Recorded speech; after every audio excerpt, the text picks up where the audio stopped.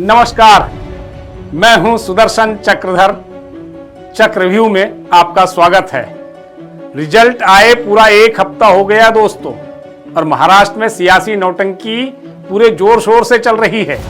लेकिन सत्ता सुंदरी किसके गले में वरमाला डालेगी, इसकी कोई गारंटी नहीं है। आखिर क्या हो रहा है महाराष्ट्र में? इतने प्रचंड जनादेश के बावजूद आखिर जनता की उम्मीदों और उत्सुकता पर पानी क्यों फेरा जा रहा है?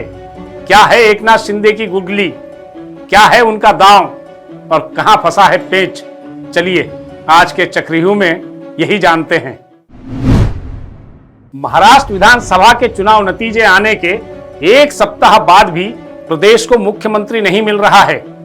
चुनाव में बहुमत पाने वाली महायुति के घटक दलों में पिछले एक सप्ताह से मुख्यमंत्री पद को लेकर हाई वोल्टेज ड्रामा शुरू है।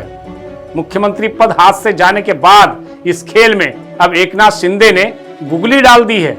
सूत्रों के अनुसार शिंदे ने पहले दिल्ली में अमित शाह से मुलाकात कर अपनी बातें रखी। गुरुवार देर रात को ही शिंदे ने अमित शाह के सामने कह दिया कि महाराष्ट्र में ब्राह्मण मुख्यमंत्री बनने पर मराठा समाज में भारी नाराजगी फैलेगी।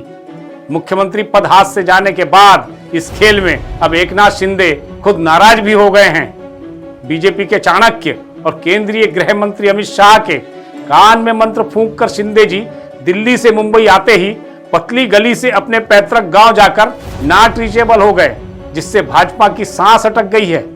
सूत्रानुसार शिंदे की इस गुगली से साफ है कि उन्हें सीएम पद नहीं मिला तो अब वे देवेंद्र फडणवीस को भी सीएम नहीं बनने देना चाह रहे हैं। न खाऊंगा न खाने दूंगा वाला यह गजब तमाशा है।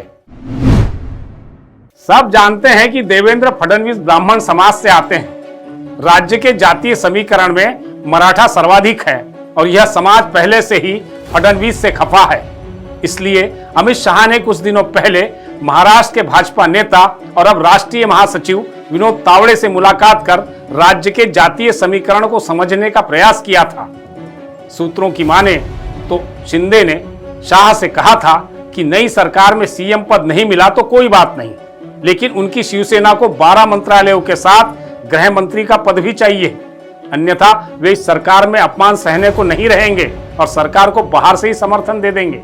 इसके बाद गृह और वित्त मंत्रालय को लेकर अड़े हुए शिंदे अपने गांव सातारा चले गए, और तो और उन्होंने राज्य में कई अहम बैठकों से खुद को दूर भी कर लिया।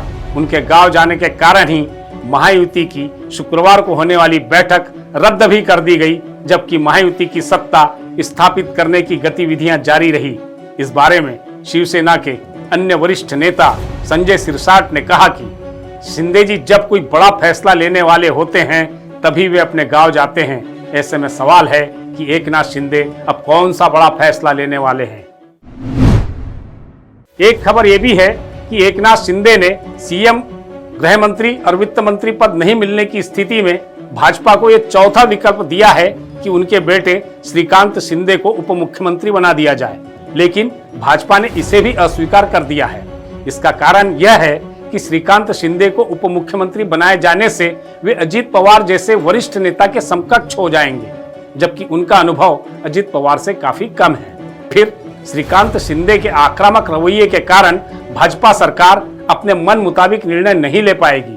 साथ ही श्रीकांत शिंदे को यह पद दिए जाने से परिवारवाद का आरोप भी लग सकता है, क्योंकि इससे शिंदे गुट के कई वरिष्ठ नेताओं को दरकिनार करना पड़ेगा।